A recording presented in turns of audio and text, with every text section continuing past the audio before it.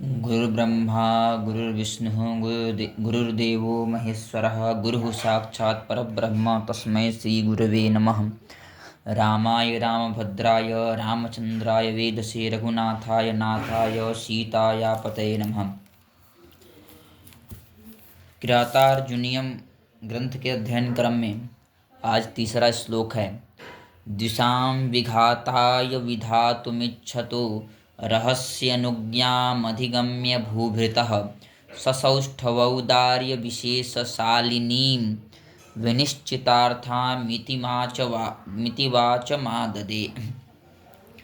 इस श्लोक का प्रसंग यह है कि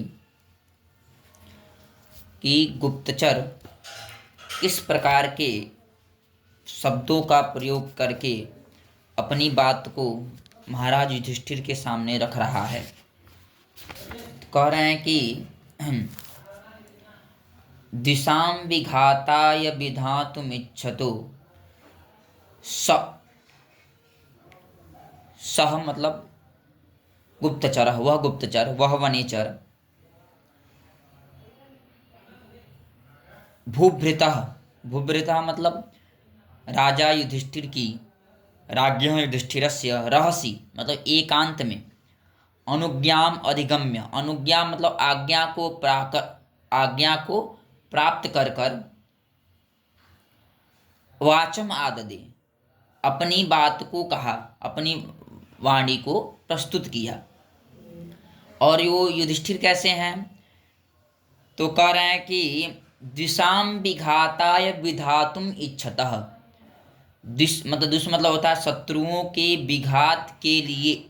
दिशां विघाताय का अर्थ है शत्रुओं के नाश के लिए। विधातुम मतलब व्यापार कर्तुम इच्छतः, ऐसे कौन है? भूभृता मतलब युधिष्ठिर हैं।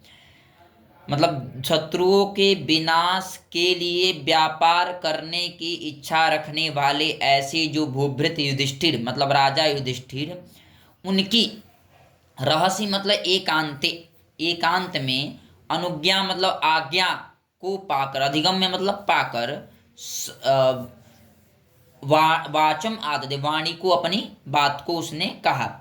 और कैसी वाणी कैसी है? तो सौष्ठवौदार्य विशेषशालिनी और विनिश्चितार्थाम, ऐसी क्या है?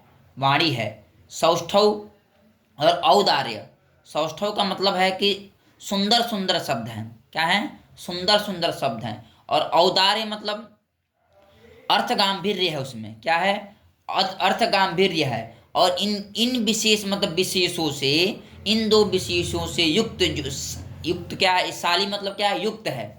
ऐसी और क्या है? विनिश्चितार्थ है, मतलब जिसका अर्थ पहले से ही निश्चित है, वह बहुत ही प्रमाणों से निश्चित कर चुका है कि हमको ऐसी वाणी को बोलनी है महाराज के सामने, है कि नहीं? तो इसका अन्वय होगा मतलब वनेचरः द्विषां विघाताय विधातुम इच्छतः भूभृतः रहसि अनुज्ञाम अधिगम्य सौष्ठवौदार्य विशेषशालिनीं विनिश्चितार्थाम इति मतलब एवं इस प्रकार की, वाचम मतलब वाणी को, आददे मतलब इस प्रकार की वाणी को कहा, इस प्रकार की वाणी को बोला, फिर या फिर इस प्रकार की वाणी को लेकर उसने बोलना प्रारंभ किया, है कि नहीं? सौष्ठव का मतलब है सुंदर सुंदर शब्द, और औदार्य का मतलब है अर्थ गांभीर्य है, जिसमें ऐसी इन दोनों विशेषताओं, विशेषम तयोः विशेष, इन दोनों विशेषताओं से युक्त, शालिनी मतलब युक्त, और विनिश्चितार्थम प्रमाणतः मतलब प्रमाण के द्वारा निश्चित कर दिया गया है अर्थ जिसका, ऐसी वाणी को उसने कहा। क्लियर हो गया? द्विषां विघाताय विधातुमिच्छतो रहस्यनुज्ञामधिगम्य भूभृतः ससौष्ठवौदार्य विशेषशालिनीं विनिश्चितार्थामिति वाचमाददे।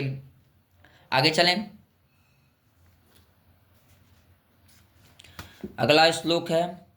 क्रिया सुयुक्तैर्नृपचार चक्षुषो न वंचनीया प्रभवो नुजीभिः अतुर्हसि छन्तुमसाधु साधु त्वां हितं मनोभारि च दुर्लभं वचः क्रियासु युक्तैर्नृपचारचक्षुषो न वञ्चनीयाः प्रभो नुजीविभिः अतुर्हसि छन्तुमसाधु साधु त्वां हितं मनोहारि च दुर्लभं वचः।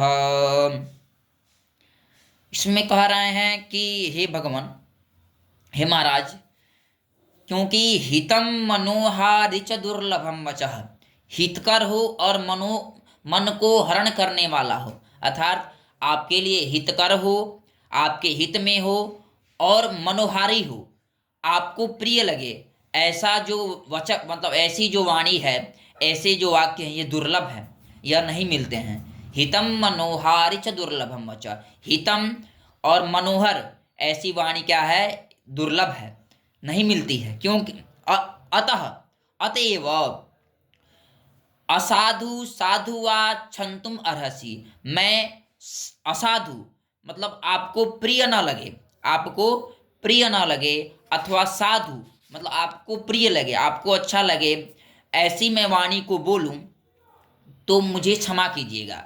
मतलब अगर असाधु बोलूं चाहे साधु बोलूं, आप मुझे गलत न समझिएगा, क्षमा कीजिएगा। क्षमा, और वो वाणी मेरी क्या होगी, क्षमा के अर्ह होगी। क्योंकि हितम मनोहारि च दुर्लभम वचः, क्योंकि जो हितकर हो और मन को हरण करने वाली हो, मन को अच्छा लगने वाली हो, हृदय को अच्छा लगने वाली हो, ऐसी वाणी दुर्लभ है। इसीलिए साधु हो चाहे असाधु हो, ऐसी मेरी वाणी को क्षमा कीजिएगा, है कि नहीं। क्योंकि ऊपर भी एक और वाक्य है, क्रियासु युक्त हे नृप हे राजन, हे नृप हे राजन, क्रियासु युक्तैहि अनुजीविभिः, क्रियाओं में नियुक्त, क्रियाओं में लगे हुए, क्रियासु युक्त मतलब क्रियाओं में लगे हुए जो अनुजीवी मतलब सेवक हैं, उनके द्वारा चार चक्षुषा प्रभवः मतलब चार चक्षुषा मतलब गुप्तचर ही है नेत्र जिसके, ऐसे प्रभवा मतलब राजाओं के, सर्व समर्थ राजाओं को न वंचनीय, उनको ठगना नहीं चाहिए, उनको वंचनीय मतलब ठगना नहीं चाहिए। क्रियाओं में नियुक्त, क्रियासु युक्त ही अनुजीवी भी सेवकों के द्वारा, जिनके चार चक्षुष मतलब गुप्त, चार चक्षुष का मतलब है गुप्तचर ही है नेत्र जिसके, उनको ऐसे प्रभव, ऐसे राजाओं को ठगना नहीं चाहिए।